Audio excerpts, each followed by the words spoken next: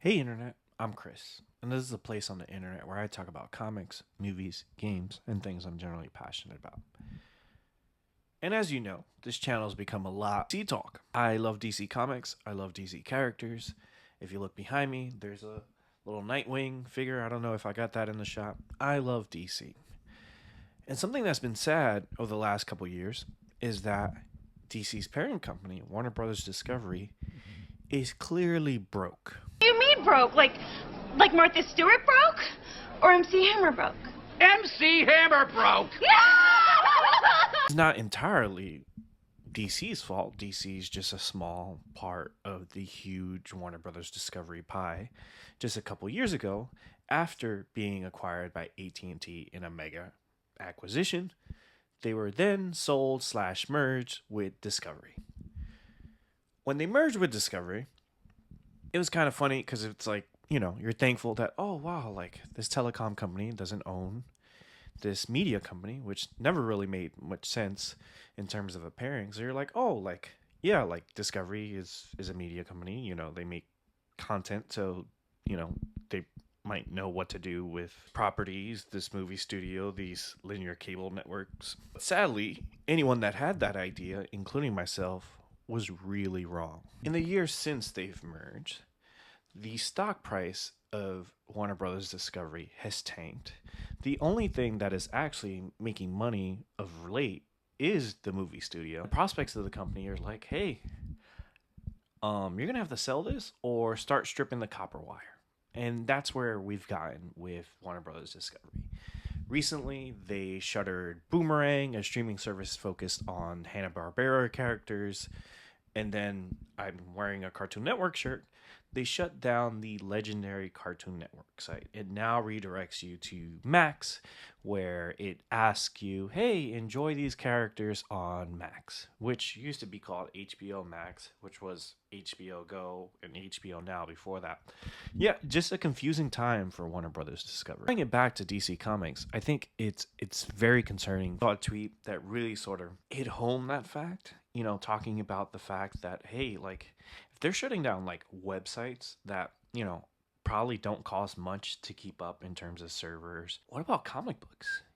Comic books are really important to developing IP, and we sort of look at it as marketing, but really the value of DC is the IP, and Warner Brothers already owns that. And especially these days, it's not like it's a huge sales getter. The thing that makes money is really licensing these characters out, whether it be for other things like t-shirts, mugs, statues, toys. The comics themselves don't make that much money, and in terms of an expense, like I said, it probably costs more to run DC Comics than it did to run the Cartoon Network website, which, by the way, in and of itself has a legendary history. I don't know if you guys ever played the Teen Titans Blitz Flash game, like legendary. But back to my point about DC. Warner Brothers Discovery has had a really hard time. They can't figure anything out. Last year, they were talking about, to Wall Street how the video games are doing really well because of Hogwarts Legacy. Then immediately the next year, when Suicide Squad Kill the Justice League tanks, they take a 41% dive in revenues, and now they're like, hey, like, we might start licensing these games out, which is great for fans of these characters to be able to see. We might get a Batman or a Superman game by an outside studio, which has done really well for Marvel. As we've seen, their rights were tied up at Activision.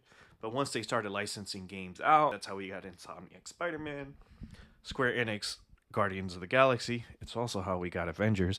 But I think it's a net positive in the end. When a company's doing this, and Zaslav has honestly just done so much brand destruction when it comes to the WB IPs. He's been known as a shrewd businessman that's cut costs and stuff like that. But the reality is, these characters do need a type of investment that Warner Brothers Discovery may not be in a position to invest in. So this is not a stock advice channel, like a financial channel by any means.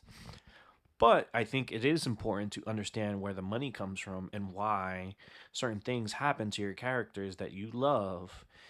Follow the money. If you follow the money, you can figure out why certain decisions are getting made.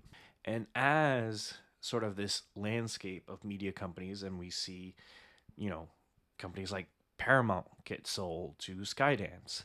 I don't know if Warner Brothers Discovery has another merger in them based on sort of where the regulatory environment is. I don't think there's really an appetite to push through another acquisition.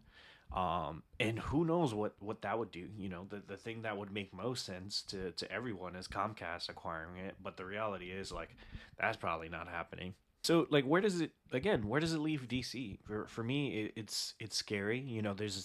It's an exciting time to be a DC fan in terms of what they're doing. I love their new Compact Comics line.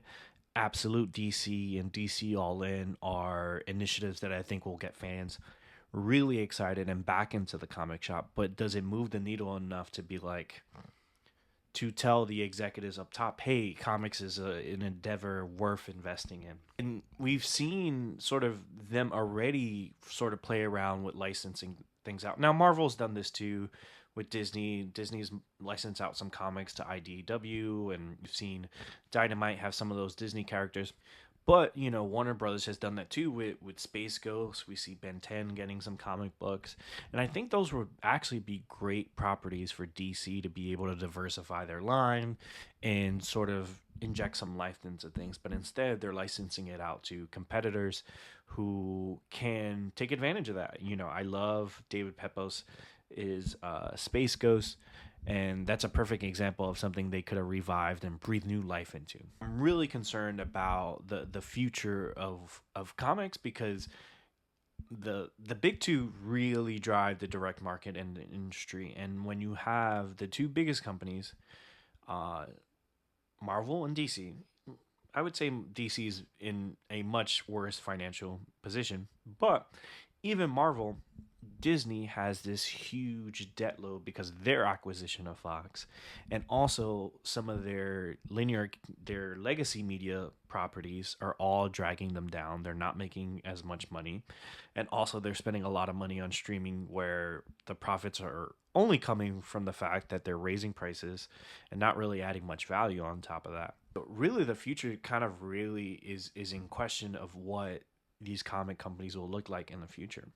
And again, in particular in DC, it's like, well, if they could close the Cartoon Network website, why don't they close the DC Comics website? Why don't they stop selling comics? Why don't they just license it out and just get rid of the headache and just bring in some money? Right now, Warner Brothers Discovery is at the point of like hood bankruptcy, which is when you sell your PS4. And I don't want these things to happen. And obviously, but again, that tweet I mentioned earlier really sort of got me thinking and got me scared, because